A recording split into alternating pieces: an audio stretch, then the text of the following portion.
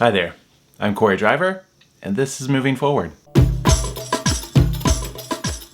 So this week we're in 1 Samuel 15 and 16 and a tiny bit of Mark 4.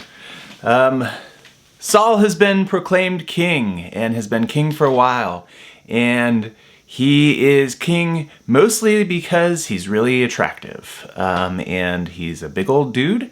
And if you don't believe me, here are the texts on the screen.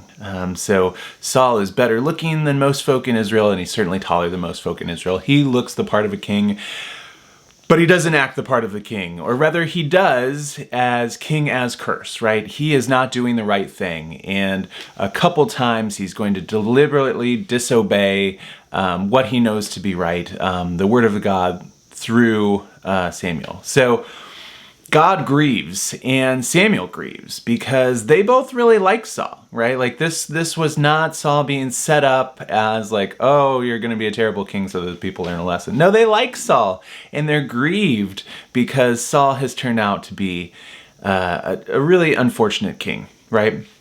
And so God sends Samuel, first says like, hey, quit mourning, okay?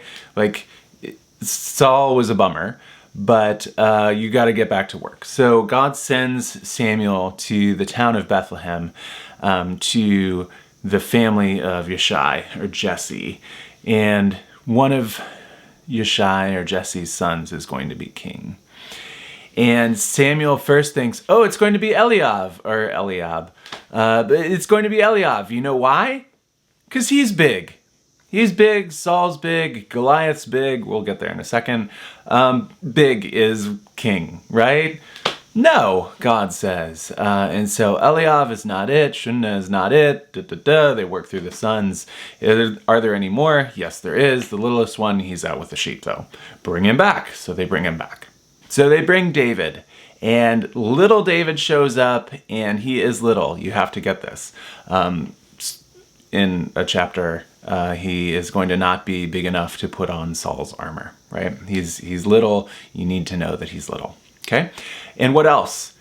The descriptions are physical. He is red, and I would argue that following the introduction of Esau, we shouldn't understand this as necessarily red complected, but probably red haired. So he's got these beautiful red locks, and he's got beautiful eyes, and he is attractive. Now, this is half of like the beauty formula. So when it talks about Rachel as like especially attractive, when it talks about Joseph using the exact same terms as especially attractive, when it talks about Sarah using half this formula as like very, very beautiful, this is the same form for David. So David is beautiful in a way that is used to describe women and like feminine attractiveness. And don't get me started about Joseph. We'll maybe talk about that another time. So David is really pretty. He's little, he's got red hair. He is the antithesis of what we are to expect. And if you think that like David is attractive and a macho man and stuff, you're missing the point, especially of 1 Samuel 16:7, right? David has to be seen as a different sort of attractiveness of Saul, a different sort of attractiveness of Eliab, right? He's not a big, handsome dude. He's a small, pretty boy. And this is the person that God has sent Samuel to anoint to be king. And from that day on, the Spirit of the Lord rests on David. Now, skipping ahead to the Mark passage, we're told that the kingdom of heaven is like a seed that is planted in the field. Now, without any other work of the farmer, the seed germinates. The seed grows. The seed produces a stalk. The seed produces a head. The seed produces grain, right?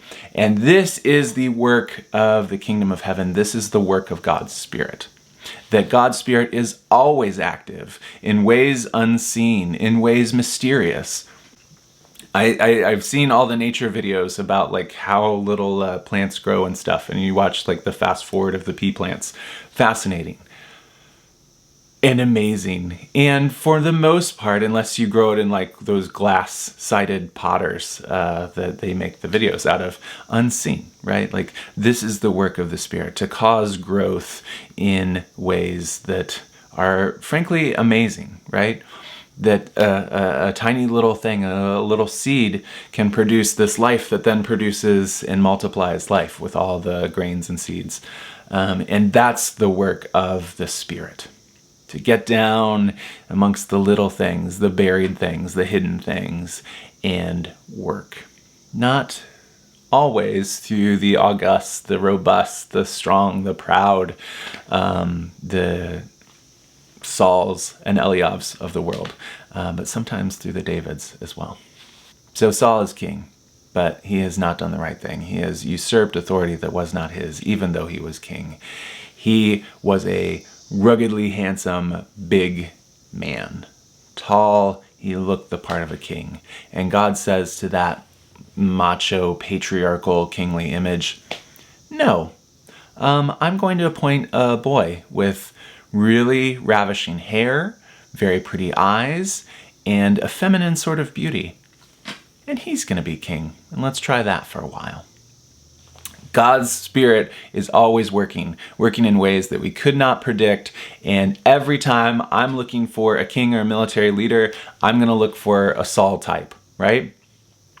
And yet, there was a little pretty boy who would lead Israel's armies in battle for decades. And it needs to be said, because people idolize David. David is anointed, to be sure. So he is a Messiah. He's literally a person who has been anointed. He is not the Messiah. We don't look to David to save us, but we certainly don't look to Saul to save us. We look to God's Spirit who works in and raises up those who we would least expect to lead us in the way of the kingdom of heaven. So David is not perfect. He's a far cry better than Saul. This is what we learn. Thanks be to God.